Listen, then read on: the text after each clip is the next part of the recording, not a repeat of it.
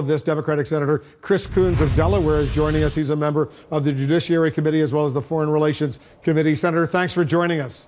Thank you, Wolf. So we just heard from our own Manu Raju reporting that General Flynn gave false statements to investigators. Does that explain his decision to invoke potentially the Fifth? Well, that may, Wolf. There's lots of other areas for which General Flynn may face legal jeopardy. It's reported that he received hundreds of thousands of dollars from someone very close to the Turkish government and failed to appropriately register or disclose that. It's also been reported that he received tens of thousands of dollars from Russia Today, and there are other allegations that he may have either falsified information or not been fully truthful with the Trump administration as they were doing a background check work on him. You know, frankly, of all the missteps of the Trump administration so far, the one I have the hardest time understanding is why General Flynn was allowed not just into the White House, but into the Situation Room. And I think there are other ways that both congressional investigations and the special counsel-led FBI investigation can get access to documents or testimony that would be relevant in the event that General Flynn ultimately is prosecuted. What do you make of the argument laid out by General Flynn's lawyers in that lengthy letter to Congress? Well, I think we have to respect the First Amendment right against self-incrimination. I respect that his defense counsel, his lawyer, is making an argument that given the current environment, given the range of allegations of missteps or misbehavior by General Flynn, that he's at some real legal risk. So I think, frankly, any court would respect the argument that's being made by his counsel. Yeah, the Fifth Amendment, his right against self-incrimination. Should Flynn be held in contempt?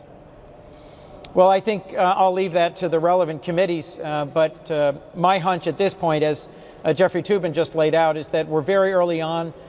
We need to have coordination between Bob Mueller, the new special counsel who's leading the FBI investigation, which is both counterintelligence and potentially criminal.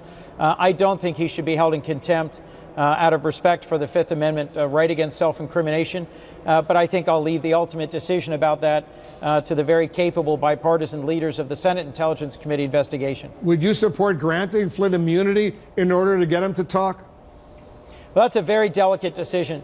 And there we'd have to weigh whether or not he may face prosecution or whether it would imperil the FBI investigation and whether he might say something that really is in the public interest. As you heard from Jeffrey Toobin, in the Iran-Contra investigation, there was a real distance or disconnect between what was done by the Congressional Investigating Committee and the then independent counsel, Lawrence Walsh. And I think we have to coordinate between federal law enforcement, the FBI investigation, and the ongoing congressional investigations to make sure we don't get crosswise. The former Trump campaign chairman, Paul Manafort, the former Trump advisor, Roger Stone, they both cooperated with the Senate Intelligence Committee request for documents. How significant is that development? I think that's quite significant, Wolf. It means that the Senate Intelligence Committee is moving forward, is cooperating and functioning well on a bipartisan basis, is issuing subpoenas and getting documents and testimony back in response to those requests. It means that the Senate Intelligence Committee has moved from the phase where they were reviewing documentary evidence to where they're going out and they're securing documentary evidence. And I think that's encouraging because it means they're making real progress. What are you hoping to hear from former FBI Director James Comey in his public testimony after Memorial Day? Well, Wolf, that's going to be a really critical testimony. I'm looking forward to hearing from the former FBI director why he believes he was fired and hearing his testimony directly about the meeting he allegedly had in the Oval Office with the president, where President Trump tried to press him both to pledge personal loyalty and to abandon the ongoing investigation against General Flynn. If that is supported by a contemporaneous memo that the FBI director wrote to file, as is reported in the press, if he testifies to that, that's really compelling, striking testimony about misdeeds by the president and his administration. Senator, I'm going to have you stand by. There are other new developments coming into the Situation Room. We'll resume our conversation right after a quick break.